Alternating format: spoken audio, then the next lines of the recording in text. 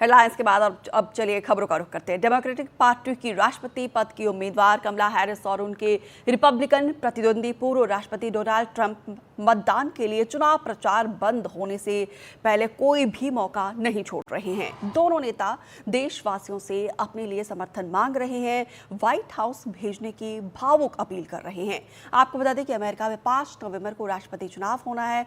अमेरिकी राष्ट्रपति चुनाव में जीतने के लिए एक उम्मीदवार को 270 इलेक्टोरल कॉलेज वोटों की जरूरत होती है और अमेरिकी राष्ट्रपति चुनाव की कवरेज करने वाली वेबसाइट 270 और twine.com की मुताबिक हैरिस को 226 और ट्रंप को 219 इलेक्टोरल वोट मिलने तय है। जीत के लिए दोनों उम्मीदवारों की निगाह 7 स्विंग स्टेट्स एरिजोना, नेवाडा और मिशिगन साथ साथ दूसरे इलाकों पर टिकी हुई है और अमेरिका के अधिकांश राज्य ऐसे हैं जहां पे ऐतिहासिक तौर पर डेमोक्रेटिक पार्टी या फिर रिपब्लिकन पार्टी हावी रहती है। लेकिन ये 7 राज्य ऐसे हैं जहां के मतदाताओं का मिजाज किसी एक राजनीतिक दल का समर्थन करने तक सीमित नहीं रहता है, यानी कि उनका मूड स्विंग होता रहता है। यही वजह है कि इन्हें स्विंग स्टेटस कहा जाता है। तो देखिए, दोनों ही पार्टी में जोरदार मुकाबला है, मुकाबला एकदम नेक टू नेक है, लेकिन दोनों ही पार्टी एड़ी चोटी का जोर लगा रही है। कमला हैरिस की तरफ से पूरी कोशिश की जा रही है, लेकिन डोनाल्ड ट्रंप भी जिस तरीके से एक के बाद एक बयान यहाँ पे दे रहे हैं और खासतौर पर यहाँ पे हिंदू वोटर्स को साधने की कोशिश डोनाल्ड ट्रंप लगातार कर रहे हैं।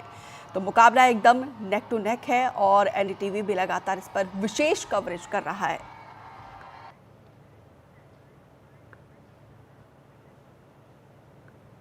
अमेरिका में मौजूद है हमारे सहयोगी गौरी द्विवेदी, वो वहाँ से हर अपडेट दे रही हैं। दिवाली के मौके पर उन्होंने न्यू जर्सी के BAPS मंदिर में भारतीय मूल के लोगों से बातचीत की है, उनसे चुनाव के बारे में उनके विचार जानने की कोशिश की है। देखिए,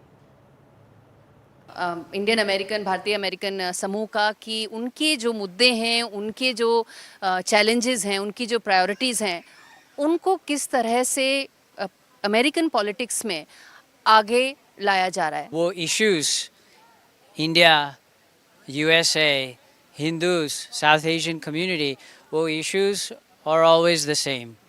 And with the elections, whichever candidate it is, the issues important to us are not only just for Hindutva, but it is also for the betterment of all. Young voter के तौर पे मैं आपसे पूछना चाहूँगी, कितना ज़रूरी है आगे बढ़ के वोट करना ताकि कम्युनिटी के जो इश्यूज हैं उनको एड्रेस करा जा सके?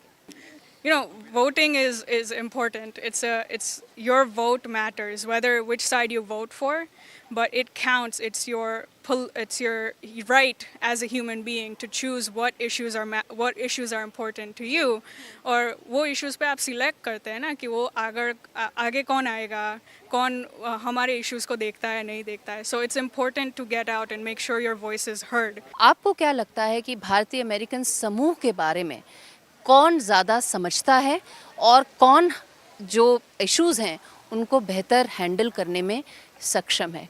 लोकतंत्र में मतदाता सर्वोपरि होता है जी। तो अमेरिका के पूरे मतदाता मिलकर जो भी जिसको भी ले आएंगे, हम ये आशा करते हैं कि हमारे जो प्रश्न है उसको समझे और उसको एड्रेस करें। तो हिंदुओं का मुद्दा एक बड़ा मुद्दा है। 5 तारीख को वोटिंग होगी, उसके बाद देखना होगा कि रिजल्ट किसके पक्ष में आता है, लेकिन दोनों ही पार्टी की तरफ से पुरजोर कोशिश की जा रही है। और यहाँ पे देखिए जिस तरीके से तमाम वेबसाइट और एजेंसियों के मुताबिक पलड़ा जो है कहीं ना कहीं यहाँ पे, हालांकि दोनों ही पक्ष का भारी नज़र आ रहा है। देखना होगा कि जनता किसको यहाँ पे सपोर्ट करती है और सभी की निगाहें टिकी हुई है इस इलेक्शन को लेकर। और NDTV भी ग्राउंड जीरो पर है और हर एक अपडेट आप तक पहुंचाने की कोशिश कर रहा है। यहाँ पर देखिए करीब 52 लाख आबादी है, 23 लाख वोटर्स है अमेरिका चुनाव में। यहाँ पे देखिए भारतीयों का मुद्दा भी बड़े ही प्रमुखता से उठाया जा रहा है। डोनाल्ड ट्रंप की तरफ से जिस तरीके से कहा गया है कि बांग्लादेश में अल्पसंख्यक के साथ, हिंदुओं के साथ जिस तरीके से बर्बरता हुई है, और इसी को लेकर वो कमला हैरिस और जो बाइडेन को लेकर निशाना साधते हुए नजर आए हैं।